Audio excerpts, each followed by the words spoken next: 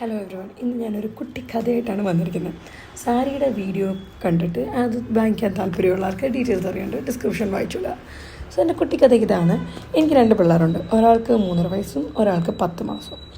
അപ്പം രണ്ടാമത്തെ കൊച്ചു വന്നപ്പോൾ 10 മാസമായി. അതിൻ്റെ ഒരു റിവ്യൂ എന്ന് വേണമെങ്കിൽ പറയാം. രണ്ടാമതൊരു കുട്ടി ഉണ്ടായപ്പോൾ ഞാൻ വിചാരിച്ചു കുറച്ചുകൂടെ എളുപ്പമായിരിക്കും. കാരണം ആദ്യത്തെ കൊച്ചിനെ നോക്കി നമുക്ക് എക്സ്പീരിയൻസ് ഉണ്ട്, പ്രഗ്നൻസി സമയം. സത്യം പറഞ്ഞാൽ ശരിയാണ്, ആദ്യത്തെ നമ്മൾ നല്ലതായിട്ട് ഞാൻ ഒത്തിരി കഷ്ടപ്പെട്ടായിരുന്നു. കാരണം ഞാൻ ഒറ്റയ്ക്കായിരുന്നു. ഞാൻ ന്യൂസിലാൻഡിൽ ഞാനും ഹസ്ബൻഡ് ജോലിക്ക് പോകും. ഞാൻ ഒറ്റയ്ക്ക് കുറേ ഹാൻഡിൽ ചെയ്തിട്ടുണ്ട്. ഹസ്ബൻഡ് ജോലി കഴിഞ്ഞ് വന്നിട്ടാണെങ്കിലും ഒരു ലിമിറ്റേഷൻ ഉണ്ടായിരുന്നു എല്ലാ കാര്യങ്ങൾക്കും. ഇവിടെ എനിക്ക് നാട്ടിലിപ്പം ഞാൻ നിൽക്കാൻ നേരത്തെ എനിക്ക് ഒത്തിരി ഹെൽപ്പും കാര്യങ്ങളും. എന്നിട്ട് പോലും ഐ ഫീൽ ഫസ്റ്റും സെക്കൻഡും തമ്മിൽ ഭയങ്കര ഡിഫറെൻറ്റ്. ഡെഫിനറ്റ്ലി എൻ്റെ സെക്കൻഡ് പ്രഗ്നൻസി ഈസി ആയിരുന്നു, ബിക്കോസ് പേരൻസും ഒത്തിരി ഹെൽപ്പും ഉണ്ട്.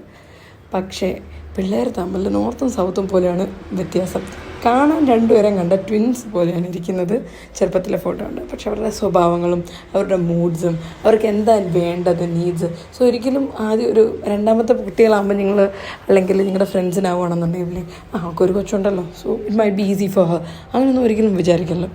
സോ ഇനി ഇത് കഴിഞ്ഞിട്ടുള്ള പോസ്റ്റ്മോർട്ടം ആണെങ്കിലും അങ്ങനത്തെ ഇതിനൊന്നും ഒരു മാറ്റമില്ല കേട്ടോ. എല്ലാം നല്ല രീതിയിൽ വരും. ആദ്യത്തേനേക്കാളും ഇരട്ടി ശക്തിയിലാണ് രണ്ടാമത്തെ വരുന്നതെന്ന് വേണമെങ്കിൽ പറയാം. ആ സമയത്ത് നമുക്ക് 2 പിള്ളേരെയും നോക്കണം, 2 പിള്ളേരെയും സ്നേഹിക്കുകയും ചെയ്യണം. അപ്പോൾ ശരി, ടാറ്റ, ബൈ.